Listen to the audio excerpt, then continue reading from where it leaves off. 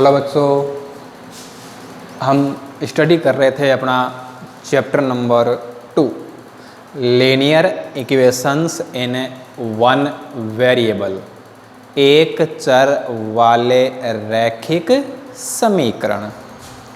और आज हम इसमें पढ़ने वाले हैं वर्ड प्रॉब्लम। वर्ड प्रॉब्लम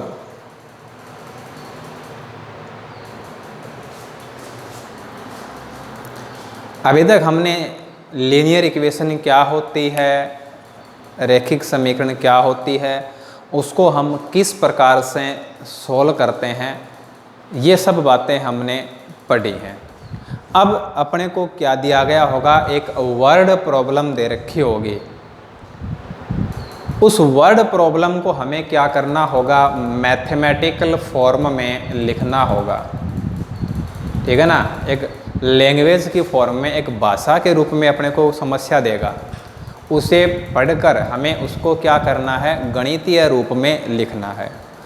ठीक है, तो उसको हम क्या करेंगे, रैखिक समीकरण लीनियर इक्वेशन में लिखेंगे और उसके बाद हम उसको सोल्व करेंगे।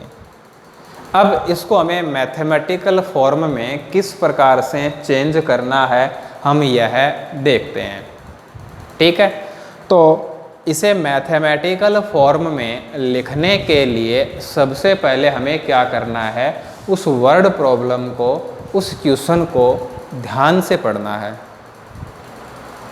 ठीक है, उसके बाद देखो बेटा उसमें क्या होगा, अननोन एंड नॉन क्वांटिटीज होंगी, अज्ञात और ज्ञात मान होंगे, ज्ञात और अज्ञात राशियां होंगी। ठीक है, जो अज्ञात राशियां हैं उनको हम x मान लेंगे या y मान लेंगे, t कह देंगे, z कह देंगे। फिर उन नॉन एंड अननोन क्वांटिटीज में जो रिलेशन है, उस रिलेशन को लिखेंगे तो हमें एक लीनियर इक्वेशन मिलेगा। क्वेश्चन में अज्ञात और ज्ञात राशियों के मध्य जो संबंध बताएगा, उसके अकॉर्डिंग हम उसको लिखेंगे तो हमें एक रैखिक समीकरण प्राप्त हो जाएगा। फिर हम उस रैखिक समीकरण को सोल्व कर लेंगे। ये तो हमने अभी तक सीखा ही है। ठीक है, तो एक एग्जाम्पल लेते हैं और उस एग्जाम्पल के माध्यम से हम इसे अच्छे से समझने का प्रयास करते हैं। ठीक है, तो देखिएगा अपना क्वेश्चन क्या है। अपने को एग्जाम्पल दिया हुआ है, the perimeter of a rectangle.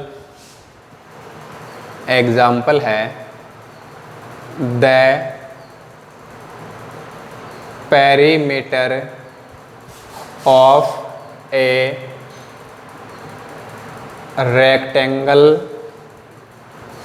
Is 13 centimetre and its width is 2 and 3/4 centimetre. Find its length. ये अपना एक एग्जाम्पल है। ये अपना फर्स्ट एग्जाम्पल है।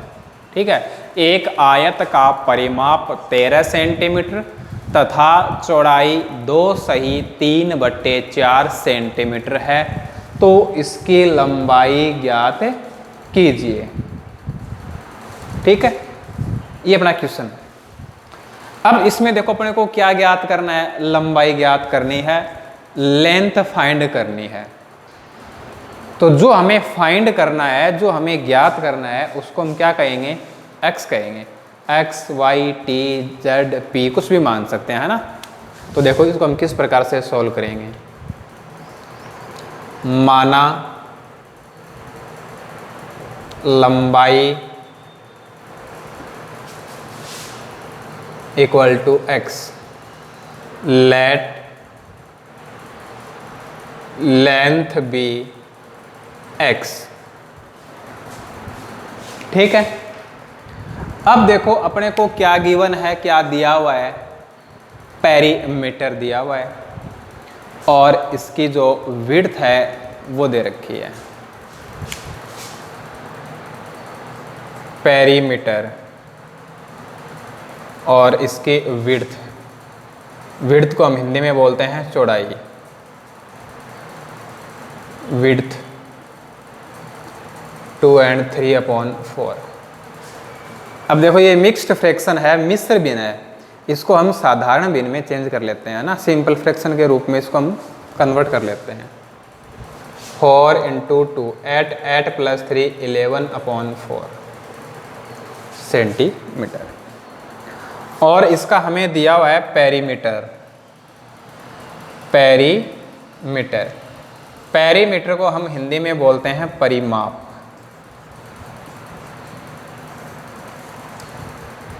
इसको हम L लिखते हैं और जो विड्थ होती है, जो चौड़ाई होती है, इसको हम B बोल देते हैं, है ना। तो पेरीमीटर है वो हमें कितना है, 13 दिया हुआ है। अब देखो ये जो पेरीमीटर है, ये जो परिमाप है, इसे फाइंड करने का जो फॉर्मूला है वो क्या है, परिमाप ज्ञात करने का सूत्र क्या है, 2 × L + B, 2 गुणा लंबाई प्लस चौड़ाई, ये अपना फॉर्मूला होता है। 2 × L + B, दुगुणा लंबाई प्लस चौड़ाई, ये फॉर्मूला है परिमाप का, पेरीमीटर का। ठीक है, तो हम ये बात जानते हैं कि इसका जो पेरीमीटर है वो 2L + B होता है, लेकिन क्वेश्चन में अपने को दिया हुआ है कि ये 13 है। एक बात तो हम जानते हैं और एक बात हमें बताई है, तो दोनों अलग अलग तो होंगी नहीं, दोनों इक्वल होंगी। तो 2 × L + B है, ये क्या हो जाएगा, 13 हो जाएगा।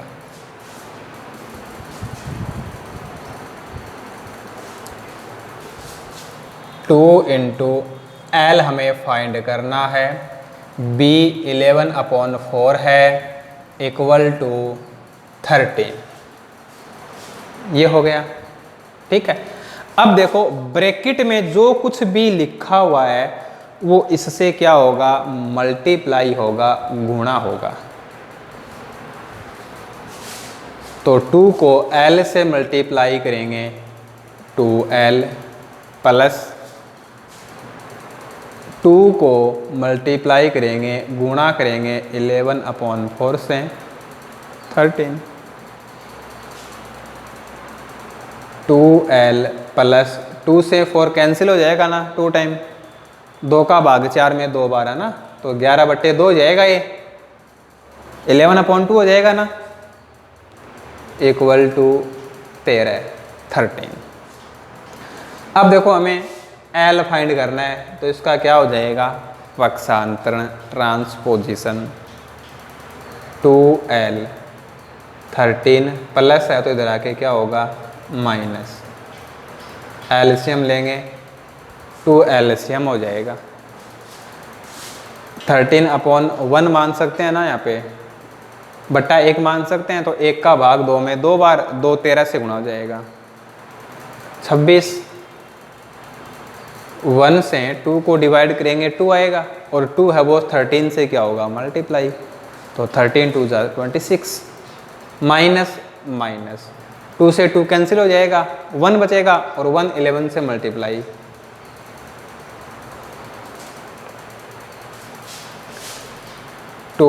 L = 26 में से 11 माइनस कर दो, 26 में से 11 घटा दो, कितना आएगा,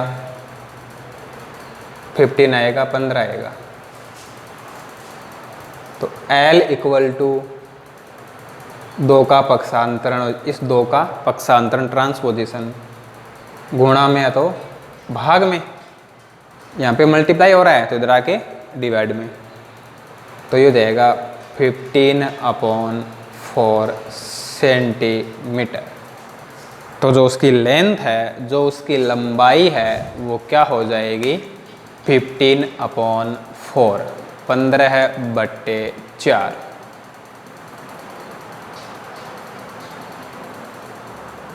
ठीक है, तो ये उस रेक्टेंगल की क्या हो गई, लेंथ हो गई, लंबाई हो गई।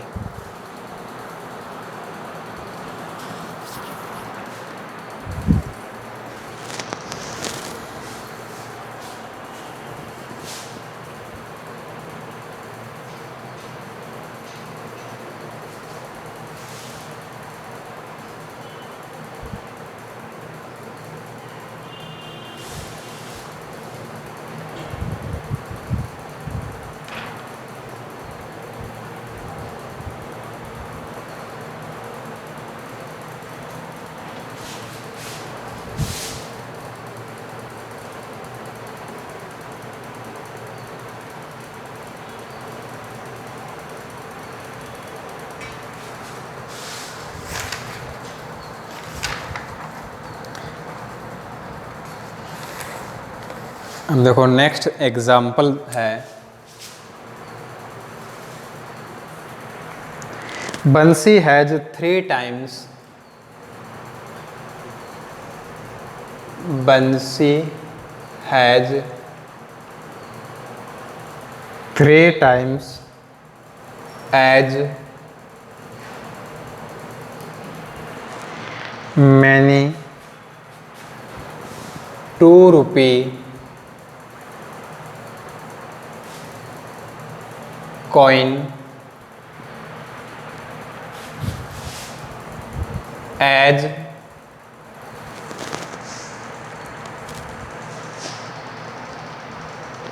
he has 5 rupee coin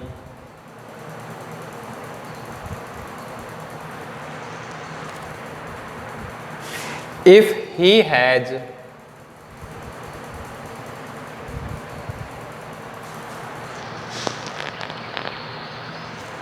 in all a sum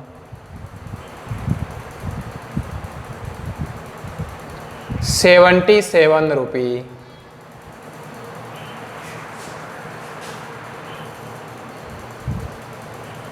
how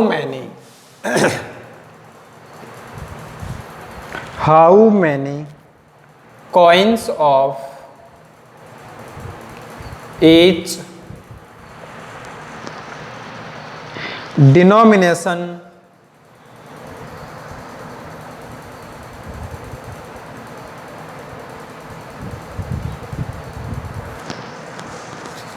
does he have?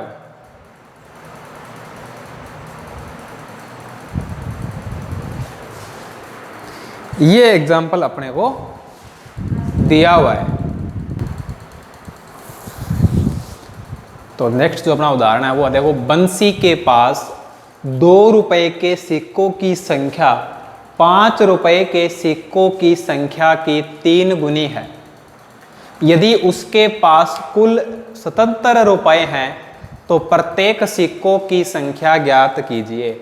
यानी उसके पास 2-2 रुपए के कितने सिक्के हैं और 5-5 रुपए के कितने सिक्के हैं, यह हमें इस क्वेश्चन में बताना है। ठीक है, देखो 2 रुपए के सिक्कों की संख्या है वो 5 रुपए के सिक्कों की संख्या की 3 गुनी है। यानी यदि 5-5 रुपए के 2 सिक्के हैं तो 2-2 रुपए के कितने हो गए, 3 से गुणा कर देंगे। ठीक है ना। 2 व्यक्ति हैं ए और बी। अब हम ये कहें कि बी है, इसके पास ए से 2 पेन ज़्यादा हैं।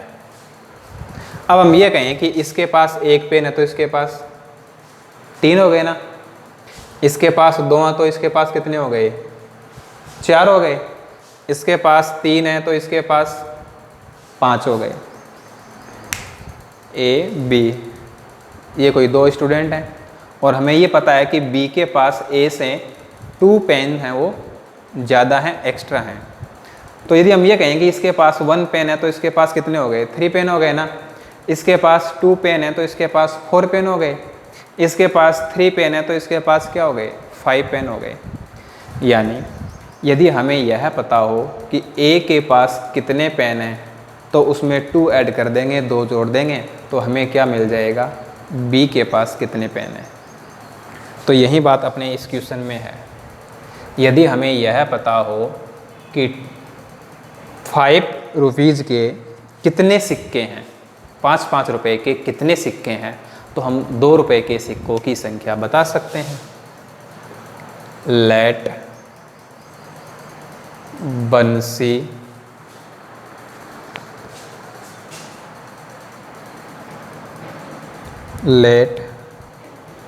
बंसी हैज X coin of ₹5। ठीक है, हिंदी में क्या लिखेंगे? माना बंसी के पास 5 रुपए के सिक्कों की संख्या बराबर X।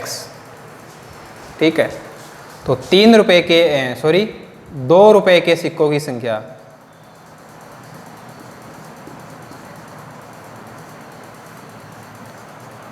कॉइन ऑफ ₹2, इसका 3 टाइम, तो X को 3 से मल्टीप्लाई कर दो। ठीक है ना, X को हमने क्या कर दिया? 3 से मल्टीप्लाई कर दिया, क्योंकि बताया गया ना अपने को ये कि 3 टाइम्स है, 3 गुना है, तो 3 से गुना कर दिया। तो कॉइन ऑफ ₹2 हैं, 2 रुपए के सिक्के हैं, वो कितने हो गए? 3x हो गए। अब देखो, अपने को ये बता दिया कि जो टोटल अमाउंट है, जो टोटल रुपए हैं वो 77 है, स्वतंत्र है। अब देखो ये कहें कि इसके पास तो हैं 5 रुपए और इसके पास हैं 10 रुपए, तो कुल कितना हुआ? 15। क्या कर दिया? दोनों को जोड़ दिया। ये तो क्या ना हमने, इसके पास हैं 5 रुपीज़ और इसके पास हैं 10 रुपीज़, तो इन दोनों के पास कितने रुपए हुए, कितने रुपीज़ हुए? दोनों को क्या कर दिया? ऐड कर दिया। अब देखो हम ये कहें कि मेरे पास ना 5 रुपए के 3 नोट हैं या 3 सिक्के हैं, तो कितने रुपए हुए? 15। कैसे? 5 को 3 से मल्टीप्लाई कर दिया।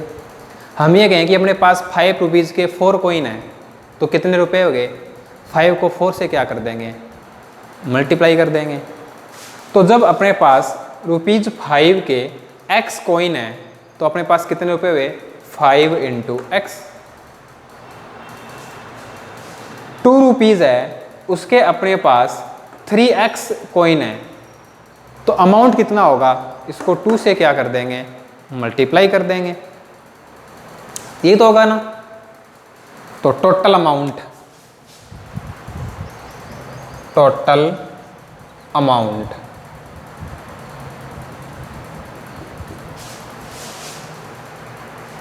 कितना दे रखा अपने को? ₹77 दिया हुआ है। ठीक है, ये तो अपने को क्वेश्चन में दिया हुआ है। टोटल अमाउंट, कुल धन, हिंदी में लिखें कुल धन। और यदि हम इसको ज्ञात करना चाहें तो देखो क्या हो जाएगा? 5 × X प्लस 2 × 3x। 5 रुपीज़ के अपने पास X कॉइन है, तो अमाउंट कितना होगा? 5 × X। 5 रुपए के X सिक्के हैं, तो कितने रुपए हो गए? 5 × X। 2 रुपीज़ के 3x कॉइन है, तो अमाउंट कितना होगा? 2 × 3x। 2 रुपए के 3x सिक्के हैं, तो कितने रुपए हो गए? 2 × 3x। टोटल की बात करें तो टोटल यानी कुल का मतलब होता है योग, ऐड करना, तो हमने इनको ऐड कर दिया। और क्वेश्चन में ये अपने को दिया हुआ है 77। 5x प्लस 3, 2 से गुणा हो जाएगा, 3 × 2 6। अब देखो इन दोनों को ऐड कर दो, तो 6 और 5 कितने हो गए? 11 हो गए ना। 11x = 77 हो गया। बाई ट्रांसपोजिशन पक्षांतरण करेंगे तो यहाँ पे ये गुणा हो रहा है, तो भाग में जाएगा।